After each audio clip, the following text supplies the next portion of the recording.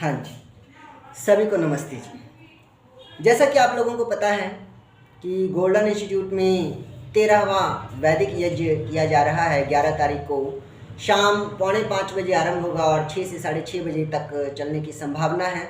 और ये वैदिक यज्ञ पावर हाउस रोड गली नंबर 1 विजय चिल्ड्रन हॉस्पिटल में विजय चिल्ड्रन हॉस्पिटल के पास डॉक्टर राजकुमार सिंगला जी के घर पे किया जा रहा है, क्योंकि यहाँ पर गोल्डन इंस्टीट्यूट के द्वारा इस वैदिक यज्ञ का आयोजन किया जा रहा है, जिसमें आप सभी सादर आमंत्रित हैं।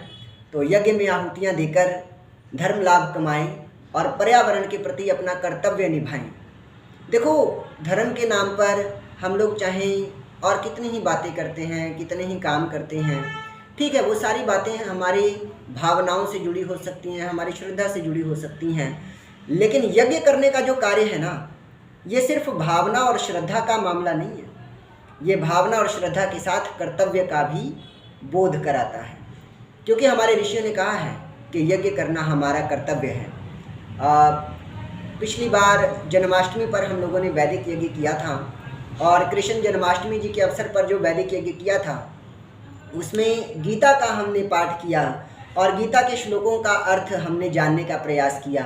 और गीता के श्लोकों को जब हमने पढ़ा तो हमें पता चला कि कृष्ण जी भी गीता में कह रहे हैं कि यज्ञ करना, दान करना और तप रूप कार्य करना, ये तीनों हमारे कर्तव्य हैं। ये कार्य त्यागने योग्य नहीं है, ये काम छोड़ने लायक नहीं है, बल्कि ये हमारे कर्तव्य हैं। हमारे ऋषियों ने कहा है कि यज्ञ करना हमारा कर्तव्य है। तो जब यज्ञ करने की बारी आए ना, तो फिर आप भावनाओं को और श्रद्धा को ही मत देखें, आप अपने कर्तव्य को भी देखें कि ये तो हमारा कर्तव्य है और हमने इसे करना ही करना है। हाँ, अपने सामर्थ्य अनुसार करें, अपने सामर्थ्य के अनुसार करेंगे तो कभी कुछ लॉस नहीं होगा। गोल्डन इंस्टीट्यूट ने ये छोटा सा प्रयास आरंभ किया है फिर से वैदिक यज्ञ कराने का। वैदिक यज्ञ यानी कि ऐसा यज्ञ जिसमें सारे के सारे मंत्र वेदों से लिए जाते हैं, सारे के सारे मंत्र वेदों के अनुकूल होते हैं और कोई एक भी मंत्र वेदों के विपरीत नहीं होता। और वैदिक यज्ञ की सबसे बड़ी विशेषता ये है कि ये हमें एक ही ईश्वर की पूजा करने की प्रेरणा देता है। एक ही ईश्वर जो कि निराकार है, अजन्मा है, अजर है, अमर है और जो कभी नहीं मरता, जो सर्वशक्तिमान है, सर्वव्यापक है, कह उस एक निराकार ईश्वर की ही पूजा करने की प्रेरणा देता है, क्योंकि हम सभी उस एक ईश्वर की ही संतानें हैं। और इसलिए अगर हम मानते हैं कि हम सभी एक ही ईश्वर की संतानें हैं, तो हमारे मनों में कोई भेदभाव नहीं होना चाहिए कि ये तो इसके हैं या वो तो उसको मानते हैं, ऐसा कोई भेदभाव नहीं होना चाहिए। तो इन सभी भेदभावों को भुलाकर आइए सभी एक साथ एक सुर से वेद मंत्रों का उच्चारण करें। और मैं आपको बता दूं, ये वही वेद मंत्र हैं जिनको कभी श्री रामचंद्र जी, श्री कृष्ण जी और हमारे देश के बड़े बड़े ऋषि महर्षि इनका उच्चारण किया करते थे। आज तो लोगों ने कह दिया कि Sanskrit is a dead language, so we don't need this language, क्योंकि संस्कृत एक मृत भाषा है तो हमें इस भाषा की ज़रूरत नहीं है। लेकिन मैं आपको बता दूं कि भारत की जो सभ्यता है, भारत की संस्कृति है, वो संस्कृत से ही चलती है। संस्कृत अगर लुप्त हो गई तो समझो हमारी सभ्यता लुप्त हो गई। और संस्कृत की जब मैं बात करता हूँ तो 19वीं सदी में यानी कि अंग्रेज़ों के ज़माने में एक बहुत ही बड़े विद्वान हुए थे, चारों वेदों के ज्ञाता और संस्कृत के प्रकांड विद्वान महर्षि दयानंद सरस्वती जी महाराज, जो कि चारों वेदों के ज्ञाता थे और अखंड ब्रह्मचारी थे। और सबसे बड़ी बात, हमारे देश में जितने भी प्रकार के अंधविश्वास फैले हैं, हमारे धर्म में जितने भी प्रकार के अंधविश्वास फैले थे, उन सभी अंधविश्वासों को उन्होंने बड़ी ही चतुरता से, बड़ी ही निपुणता से, एकदम रेशनल तरीके से, तर्क के साथ, पूर्ण तर्क के साथ, विज्ञान के साथ, लॉजिकल फैक्ट्स के साथ, प्रॉपर रीजनिंग के साथ हर एक अंधविश्वास को दूर करने का प्रयास किया। और इसी प्रयास में महर्षि दयानंद सरस्वती जी ने एक पुस्तक लिखी थी और उस पुस्तक का नाम आप देख सकते हैं यहाँ पर, सत्यार्थ प्रकाश। जी हाँ, ये पुस्तक है सत्यार्थ प्रकाश। और आज मैं इसी पुस्तक के बारे में आज आप लोगों को कुछ बातें बताने वाला हूँ। लेकिन इससे पहले कि मैं इस पुस्तक की चर्चा करूँ, मैं इसके चैप्टर की चर्चा करूँ, मैं आपको बता दूँ कि ये हिंदी साहित्य की पहली ऐसी किताब है, 19वीं सदी में हिंदी साहित्य की पहली ऐसी किताब है जिसका उस समय के बहुत सारी भाषाओं में ट्रांसलेशन किया गया, प्रकाशन किया गया। क्योंकि आपको पता है अंग्रेज़ों के ज़माने में ज़्यादातर लोग उर्दू का प्रयोग करते थे या फिर इंग्लिश, क्योंकि अंग्रेज़ों का ज़माना था तो इंग्लिश का प्रयोग करते थे। हिंदी की उतनी वैल्यू नहीं थी। हिंदी को राष्ट्रभाषा बनाने में योगदान जो दिया है महर्षि दयानंद सरस्वती जी ने, वो इनका अभूतपूर्व योगदान इस सत्यार्थ प्रकाश में दिखाई देता है। क्योंकि अपने इस ग्रंथ, अपने इस किताब सत्यार्थ प्रकाश को महर्षि दयानंद जी ने हिंदी में लिखवाया। तो आइए आज इस किताब के बारे में आज हम लोग पढ़ने चलते हैं और देखते हैं कि इसमें हम आज क्या जानेंगे। मैं आपको बता दूं, आज मैं सत्यार्थ प्रकाश का एकादश समोल्लास पढ़ने जा रहा हूं, अर्थात 11वां चैप्टर। एकादश संस्कृत में एकादश होता है, हिंदी में हम इसे 11वां कहते हैं। तो 11वां चैप्टर पढ़ने जा रहा हूं और 11वें चैप्टर का ये 227वां पेज है। 227वां पेज, एकादश समोल्लास लिखा हुआ है, 227वां पेज है। और यहाँ पर एक बहुत ही महत्वपूर्ण जानकारी लिखी हुई है। आजकल के ज़माने में आपने देखा होगा तोप और बंदूक। तोपों का नाम भी आपने सुना होगा, बंदूकों का नाम भी सुना होगा। क्या ऐसे अस्त्र शस्त्र हमारे ऋषि मुनियों के ज़माने में होते थे? जी हाँ, बिल्कुल होते थे। तो जो ये तोप और बंदूक हैं, ये उस ज़माने में भी हुआ करते थे और उस ज़माने में इनका नाम थोड़ा अलग होता था। तो क्या होता था मैं आज आपको बता देता हूँ।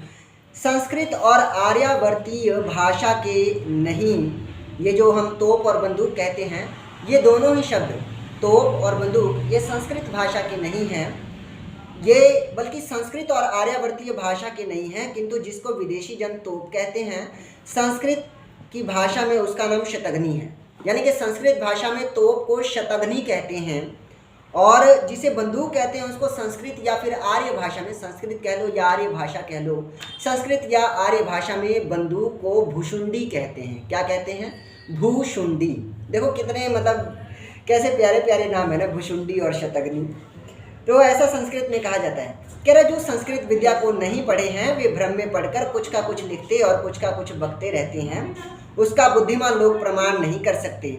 और जितनी विद्या भूगोल में फैली है वह सब आर्यावर्त देश से मिस्र वालों, फिर उनसे यूनानी और उनसे रोम और फिर उनसे यूरोप देश में, फिर उनसे अमेरिका आदि देशों में फैली है।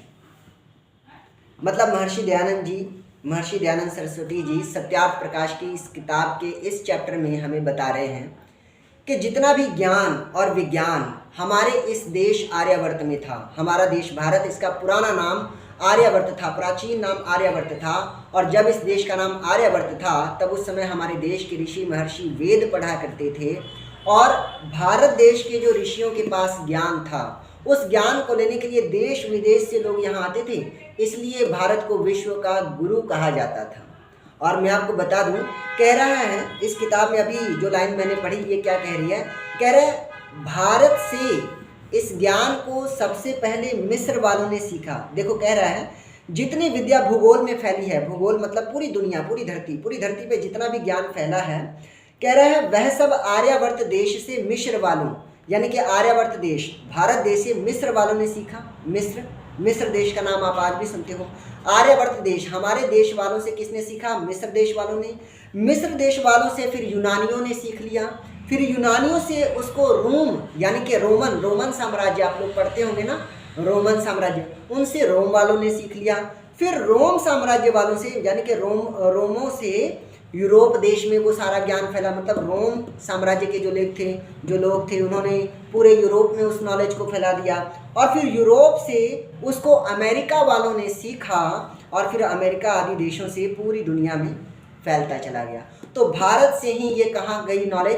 भारत से ही इस नॉलेज को पहले मिस्र में गई, फिर ये नॉलेज मिस्र से रोमियों के पास गई, रोमन साम्राज्य में गई, फिर रोमन साम्राज्य के बाद यूरोप वालों के पास गई, फिर यूरोप साम्राज्य के बाद अमेरिका में गई और इस तरह पूरी दुनिया में ये ज्ञान फैला।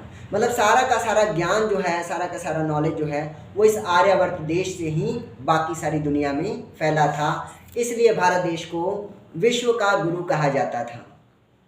अब मैं एक और बात आपको बताता हूँ। ये बात तो महर्षि दयानंद जी ने कही, महर्षि दयानंद सरस्वती जी ने कही, जो कि एक भारतीय थी और राष्ट्र प्रेम का जज्बा जो है वो उनके दिल में कूट कूट के भरा हुआ था। अब एक ऐसा व्यक्ति जो इस देश का है और अपने देश के प्रति जिसको बड़ा ही प्रेम है, और उस प्रेम के चलते जो इस देश में महान कार्यों को कर रहा है, इस देश को नौजवान क्रांतिकारी दे रहा है, उस महर्षि दयानंद जी ने अगर अपने देश के बारे में कुछ बात कही है तो कुछ लोग ये सोच सकते हैं कि हाँ भाई, अपने देश की बड़ाई तो हर कोई मार लेगा, हर कोई चाहता है कि मेरे देश की ही मैं बड़ाई करूं, तो महर्षि दयानंद जी ने अपने ही देश की बड़ाई की होगी, इसमें कौन सी बड़ी बात है। लेकिन मैं आपको बता रहा हूँ इसमें बड़ी बात क्या है। इसी पेज पे बिल्कुल नीचे अगर हम देखें तो नीचे से सेकंड पैराग्राफ शुरू हो रहा है, मैं वो आपको पढ़ के सुनाता हूँ। उसमें लिखा हुआ है, ये निश्चय है कि जितने विद्या और मत भूगोल में फैले हैं वे सब आर्यावर्त देश से ही प्रचारित हुए। महर्षि दयानंद जी कह रहे हैं कि यार ये तो पक्की बात है कि दुनिया में जितना भी ज्ञान फैला है ना, वो सब आर्यावर्त देश से ही फैला है, हमारे देश के ऋषि महर्षियों से ही फैला है। कह रहा है देखो, एक गोल्डस्टकर साहब पेरिस अर्थात फ्रांस देश के निवासी, पेरिस फ्रांस की राजधानी है पेरिस, फ्रांस यूरोप का एक देश है, और फ्रांस के रहने वाले थे मिस्टर गोल्डस्टकर। तो गोल्डस्टकर ने एक किताब लिखी, उस किताब का नाम था बाइबल इन इंडिया। मिस्टर गोल्डस्टकर थे, उनकी किताब का नाम था बाइबल इन इंडिया।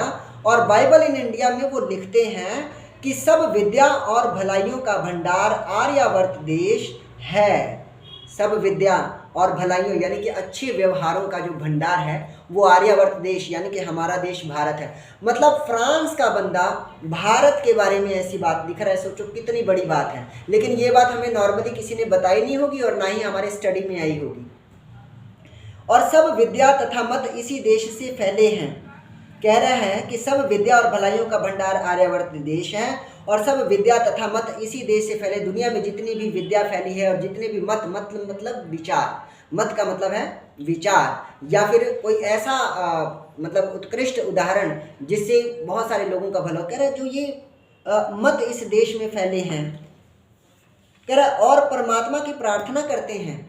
मतलब मिस्टर गोल्डस्टकर अपनी इस किताब में परमात्मा से, ईश्वर से प्रार्थना करते हैं कि हे परमेश्वर, जैसी उन्नति आर्यावर्त देश के पूर्व काल में थी, मतलब जैसी उन्नति हमारे देश की पूर्व काल मतलब पहले के समय में थी, रामकृष्ण के ज़माने में जब हमारे देश में ऋषि महर्षि हुआ करते थे। आज कहाँ आपको ऋषि महर्षि देखने को मिलते हैं, आज तो बाबे देखने को मिलते हैं, बाबाओं का आज नाम चलता है।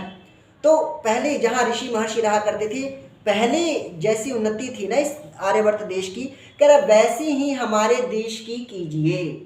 मतलब गोल्डस्टकर साहब जो कि पेरिस के रहने वाले हैं, फ्रांस के रहने वाले हैं, वो ये कह रहे हैं कि जैसा ज्ञान, जैसी नॉलेज आर्यावर्त देश को थी वैसी ही नॉलेज हमारे देश को भी दीजिए। जैसी उन्नति आर्यावर्त देश में थी वैसी उन्नति हमारे देश की भी कीजिए।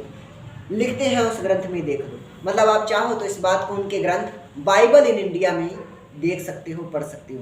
मतलब महर्षि दयानंद जी ने तो लिखा ही कि पूरी दुनिया में ज्ञान जो है वो हमारे देश भारत से फैला है। मिस्टर गोल्डस्टकर ने भी इस बात पर अपनी मोहर लगाई है अपनी किताब में बाइबल इन इंडिया में। तो इन दोनों ही बातों से पता चलता है कि हमारा देश कितना महान था। और हमारे देश की महानता का मैं अगर बखान करूं तो मैं बता दूं कि टाइम की बड़ी शॉर्टेज हो जाएगी। अभी किसी तरह थोड़े से समय में आपको ये थोड़ा सा ज्ञान देने का मैंने प्रयास किया, थोड़ा सा बताने का प्रयास किया है। नॉर्मली हमारा ये प्रयास रहता है कि लोग सत्यार्थ प्रकाश की पुस्तक को पढ़ें, लेकिन हिंदी के कुछ शब्द शायद इतने टफ हो जाते हैं, लोगों के लिए थोड़ा कठिन हो जाता है पढ़ना। तो वो जो लोगों को कठिन लग रहा है उस बात को भी वो इजीली समझ पाए, इसलिए हमने ये छोटा सा प्रयास शुरू किया है। ऐसा ही प्रयास हम लोग 11 तारीख को भी करेंगे वैदिक यज्ञ में उपदेशों के दौरान। तो उम्मीद है कि आप सभी वहाँ पर आने का प्रयास करेंगे। बहुत बहुत धन्यवाद।